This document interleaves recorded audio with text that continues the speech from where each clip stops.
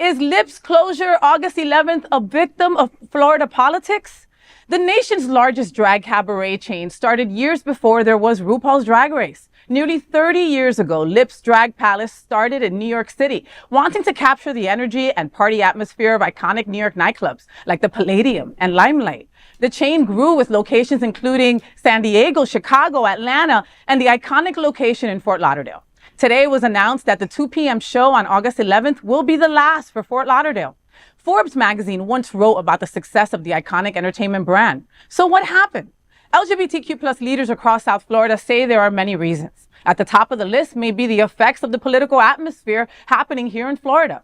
Governor Ron DeSantis and a supermajority GOP in the State House have passed anti-drag laws, created business fear, and repeatedly called drag queens in the state groomers. While the efforts have largely failed as federal courts squashed the state laws against drag on constitutional issues, but the long-term damage to Lips Fort Lauderdale may have already been done. Hotspots Happening Out executive producer Ferguson told Queer News Tonight, quote, "It was just a year ago that there were no drag queens allowed at Wilton Manors Stonewall Pride over political fears. Lips is just 2 miles from Wilton Drive. And while those fears are over, the damage is likely already done to LGBTQ plus business models like Lips," end quote. Business leaders have suggested that this has a lot to do with the health of LGBTQ plus business as a whole. The combination of the extended pandemic has meant that LGBTQ-owned businesses have financially damaged entertainment businesses like Lips. One source close to the news says that August 11th would be Lips's last show and said that the financial problems have been occurring all year. The source said, quote, "Marketing, advertising, and management staff have all been significantly reduced in 2024. Time just ran out," end quote. Lips had reportedly been in negotiations to be sold to well-known PR icon Michael Goodman, who is also famous for his drag persona of the most incredible Cher. That deal did not happen. But you can still make reservations today, so you can have an opportunity to kiss Lips goodbye. You know, there was rumors about this a couple of weeks ago, and I wasn't sure if it was true. And then we got this news, and then I was able to speak to Michael Goodman myself, and he supported the news that was spilled. And I, for one, I feel a loss, like a tragic loss, like if my school just got burned down or something like that. Like Lips has been the epicenter of where gay people and straight people come together to support the incredible art that is drag. Lips has been a place where so many nonprofit organizations have had their events there. Mm-hmm. I have been on stage at Lips many times hosting fundraising events.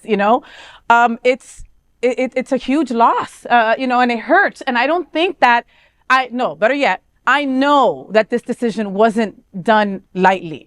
I don't think that this could have been an easy decision to have made. I have spoke to Michael Goodman at length, and he had said that they had expressed this situation to the queens that were working there in hopes that they would be able to implement another money source. Mm-hmm. A lot of these queens have been working there for a decade and over. Some have been there since it opened, 17 years ago. Mm-hmm. There's so much here to unpack that I'm not going to the negative of it, notwithstanding it being an LGBTQ owned and operated business, Did all these drag bans have something to do with it? I doubt that it helped. I doubt that it helped. And, I know that a lot of those queens are devastated.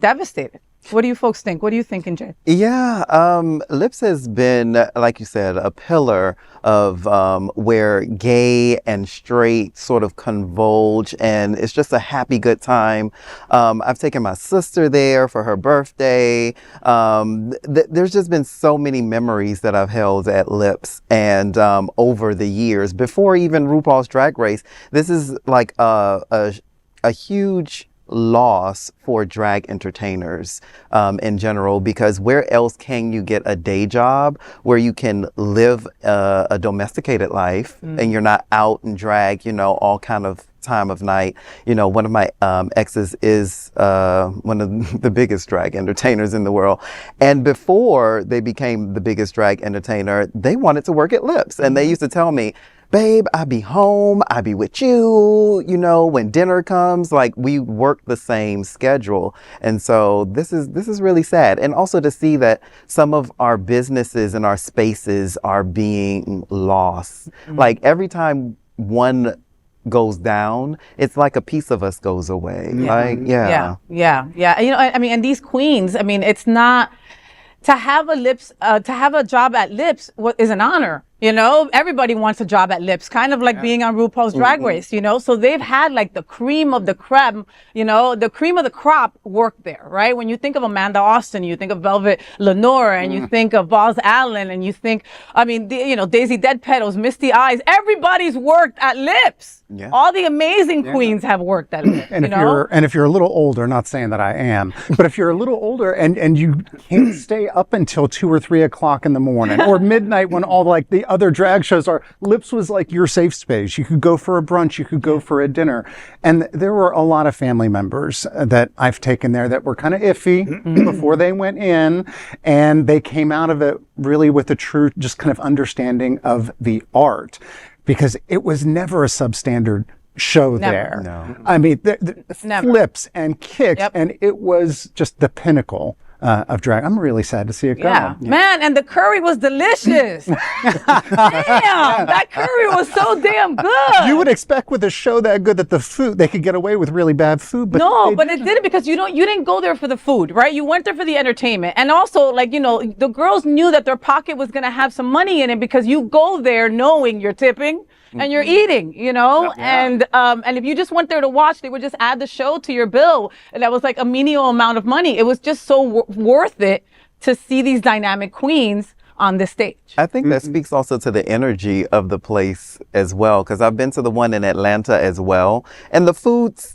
same energy, same good food, you know, and good food comes with good energy, you know, when you're laughing and having a good time, and that's you have good energy, you know, it's in the food, it's in the service, it's and the fact that those entertainers do almost everything. They serve, they host. What? They take the ticket at the front door. They take the ticket. Giving you change. They give you change. They're working. They work so well, and it's really sad to see that we're losing it down here in South I will Florida. see Rihanna Patron making the drinks, right, without her ball gown on, right? Full drag face, full wig, making the drinks, and then run back, put the gown on, and get on stage. All right, and then be flawless. I think this is where I think I first fell in love with drag. I grew up in New Jersey and New York, so the Lips there is really where I started to enjoy the shows, and I became a huge fan then, you know. So moving to Florida was very exciting for me to have Lips as an iconic, you know, establishment. So it is very sad to hear of another loss to our community, you know, this type of establishment, you know.